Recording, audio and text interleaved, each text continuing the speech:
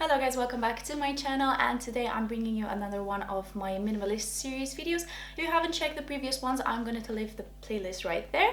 As always, if you enjoy this video, don't forget to subscribe and leave a like. It is very important to me to know that you guys enjoy my content and will keep me motivated to post more in the future. So don't forget to subscribe and put a like. You can also leave a comment what the parts you like the most, and without further ado, let's get on to the video. So today we're here to discuss if the minimalist movement and the zero waste movement as well are privileged or not.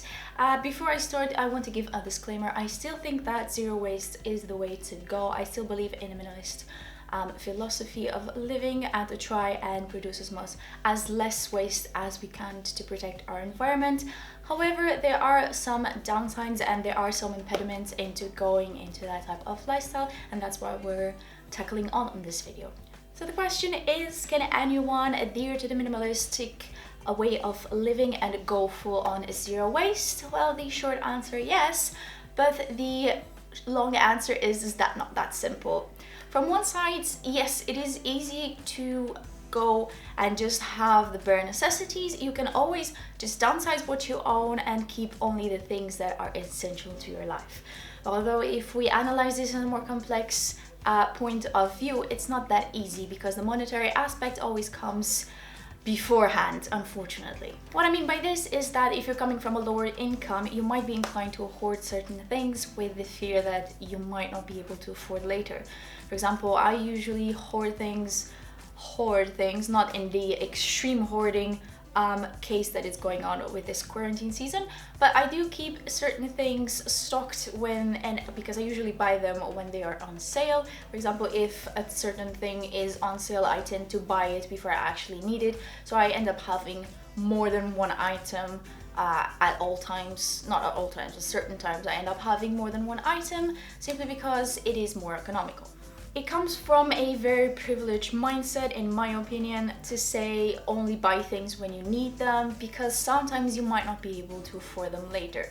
So you choose to buy them at a certain time where the item is discounted, especially if there are non-perishable items which you're sure you're going to use. So you might end up ending stockpiling a little bit in the fear that you might not be able to afford it later. I do that, for example, with the feminine hygiene products. I usually buy them when they're on sale because it's something that I'm always going to need, at least for the next 40 years, hopefully. But I know that I'm gonna need it for a long time, so if they see that they're on sale, I end up buying them. So I might have 3, 4, 5 packets at a time, instead of having just one, which would be the minimalist set of mine. We also might end up going for the cheaper alternative, which in the long run would mean that we would buy multiples of a certain item instead of buying just one. For example, shoes that I have to buy for work. Instead of buying something a bit more expensive, I might buy something a bit cheaper, but then I'll have to replace it 6 months down the line. Whereas if I had bought a more expensive pair of shoes, they might last me for at least a year or two. So it might seem that I am wasting, and it is in fact, I'm wasting more money in the long run, but unfortunately when you're working on a tight budget, you have to go to the more affordable routes instead of the more expensive, which does have its benefits on the long run. So it's easy for people who have a bit of a bigger budget to say, well, but if you do invest in the money, if you do invest in higher quality pieces, then you won't have to invest on them later and you're actually saving up money. And that, yes, that is true, but unfortunately, if you are working for a tight budget, you might not have the 50, 100 pounds to buy on a certain item, and you have to constantly buy the 10-pound item because that's how much you can afford that month. It's very hard when you're working in a tight budget to be able to afford buying all the things. Invest would be the right words. It's very hard to invest on the things that will then help you save money in the long run. And this is even more noticeable when we're talking about zero waste, because most of the things that are zero waste, most of the alternatives that there are on the market, they are quite on the pricey side. They are worth it and they are good investments, but unfortunately they are on the pricier side, and if you're working on a lower budget, it's really not that easy to access them. I've been trying to research some alternatives because I do not necessarily go zero waste. I don't think that you can go zero waste. I think that's quite, unless you live in the farm in the middle of nowhere, I don't know, I find it very hard for someone to be zero waste. I'm trying to put this in other words. I think if you want to live with the commodities of our society, you still need to produce some waste at some level it's quite impossible to go zero waste, but I do wanted to start minimizing the waste that I have in my life. I have come up with some solutions that I managed to swap certain things for things that I can reuse. So I have managed to swap some of the waste that I have for just the one item that I can reuse. But I have been looking into swapping certain things that I use on a daily basis to minimize my waste, and I did realize that everything was very expensive. Some of the things I might still invest in the future, but for now I can't. For example, feminine hygiene products. I wanted to try the period pants. Sorry guys if you're watching.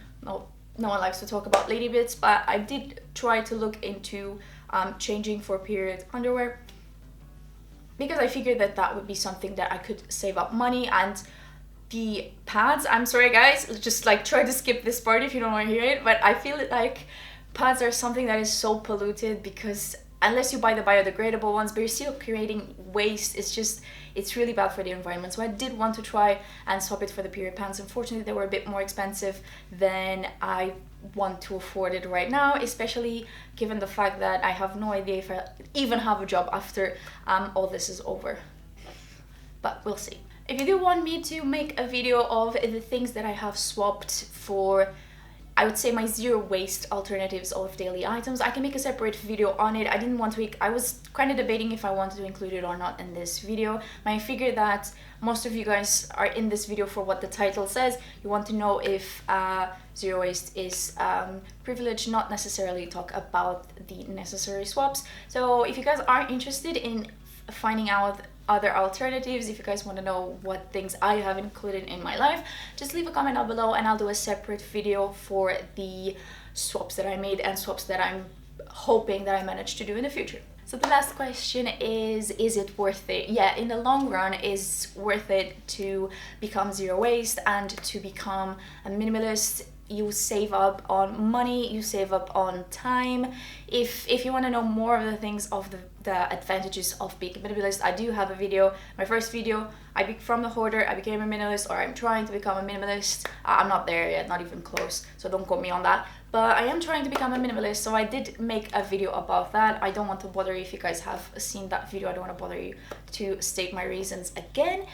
But yes, it is worth it on the long run. It's just the initial investment, which sounds, I'm gonna explain this in the wrong way. I was gonna say it sounds privileged, but that sounds very mean against the companies, which, to be fair, I don't think it's mean on the companies. I think that most of the companies who are invested in producing zero waste products, they do care about the environment and the social effects. They, for example, when you're talking about clothing brands, they are invested in giving good conditions to the laborers. They do care about people, they do care about the environment. So it's unfair to say that it's privilege because of the companies. It's not. It's just simply some people cannot afford it, so it's very hard to become zero waste. I do have one request for you guys. I do not want to see comments saying, oh, but if you just save up, you're able to invest. You do not know what somebody's situation might be. Some people cannot even afford to put food on their tables every single day. So I do not want people to be fighting in the comment section and say, oh, but if you just save up a little bit, if you just change this for that, like you just have to give this investment, because you don't know what's the situation in everybody's lives. I've been in that situation where I didn't know if I could afford me a meal the next day.